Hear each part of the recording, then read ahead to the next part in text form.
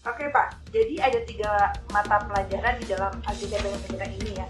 Lalu bagaimana dengan keprotokolan, PBB, Jakdel, apakah itu juga masuk di dalamnya? Oh iya, itu sangat penting.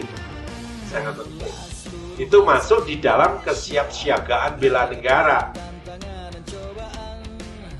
Boleh dijelaskan Pak, apa filosofi dari kegiatan-kegiatan di dalam kesiapsiagaan bela negara? Ya, ini jadi tentang keprotokolan ini adalah menyangkut etiket, tata pola perilaku.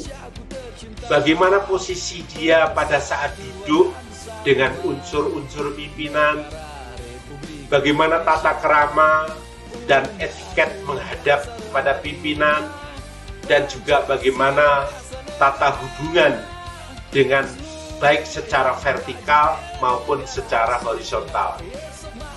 PBB atau peraturan baris berbaris ini juga merupakan suatu pelatihan untuk menunjukkan kebersamaan, kebersatuan, sinergitas antara satu dengan yang lain. Dibiasakan untuk menggunakan cara memberikan instruksi yang sama, sehingga di sana akan terbangun pola persepsi yang sama. Sedangkan tata upacara sipil ini karena di dalam pola hubungan vertikal dan horizontal di dalam birokrasi selalu ditandai dengan upacara-upacara, dengan ritual-ritual, maka prosedur itu perlu dipahami bersama oleh seluruh pegawai negeri sipil atau pegawai aparatur sipil negara.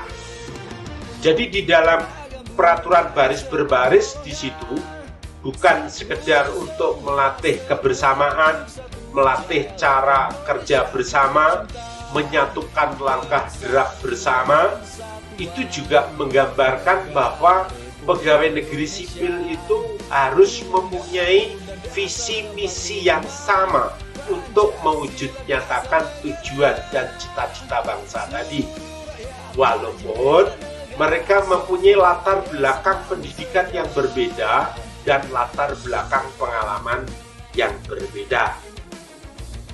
Dalam konteks bela negara, hal ini sangat penting sebab di dalam Undang-Undang Dasar Negara Republik Indonesia tahun 1945 pasal 27 ayat 3 bahwa tiap-tiap warga negara itu berhak dan wajib ikut serta di dalam bela negara. Dan ini juga ditegaskan di dalam Undang-Undang Nomor 3 Tahun 2002 tentang pertahanan negara, di mana pasal 9 ayat 1 menyatakan bahwa bela negara mengandung makna filosofis yang menunjuk pada sikap dan perilaku kecintaannya warga negara terhadap Negara Kesatuan Republik Indonesia. Bela negara juga merupakan sikap perilaku kewajiban dasar manusia dan menyatakan suatu kehormatan bagi setiap warga negara dengan penuh kesadaran, tanggung jawab, dan rela berkorban di dalam melakukan pengabdian terhadap negara dan bangsanya.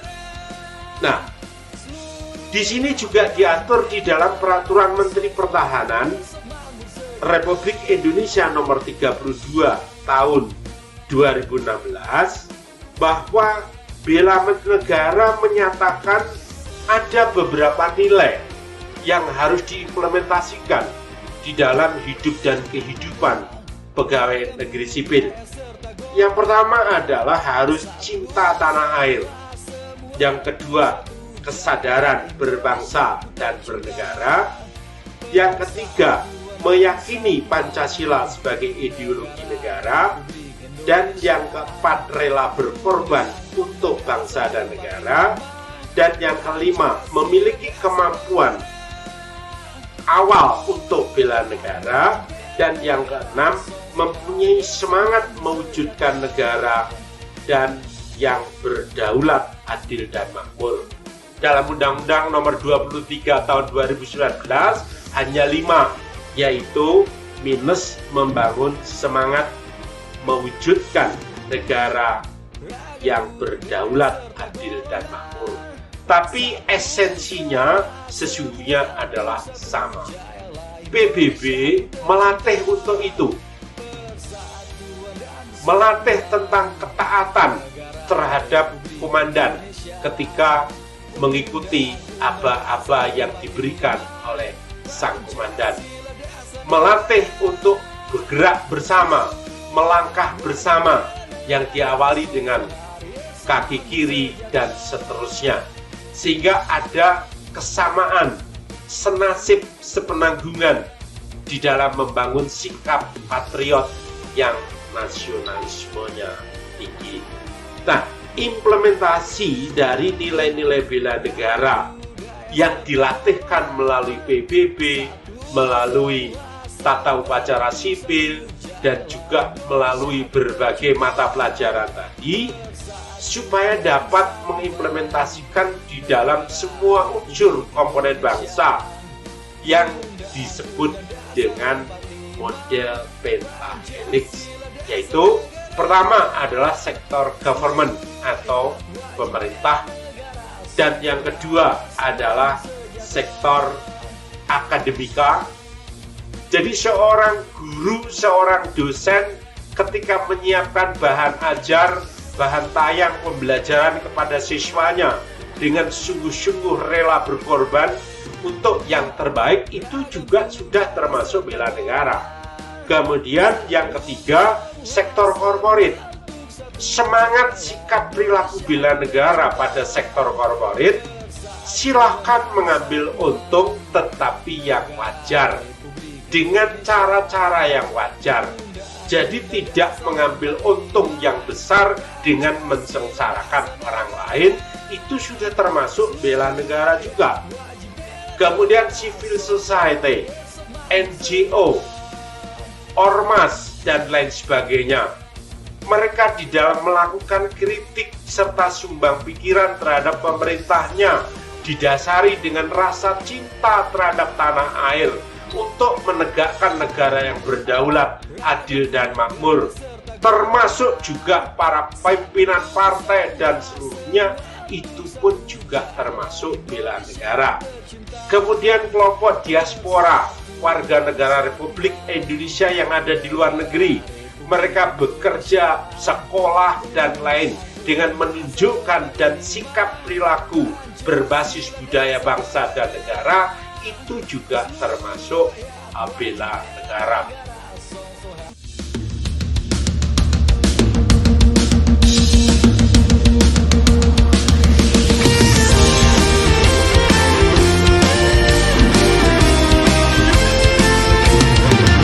Bangunlah seluruh bangsa Indonesia, hadapi tantangan dan cobaan, raihlah cita-cita yang mulia, Indonesia makmur dan sentosa. Walau berbagai suku dan agama, ragam budaya serta golongan, satu untuk semua, semua untuk satu. Jayalah Indonesia ku tercinta, persatuan dan kesatuan negara Republik Indonesia.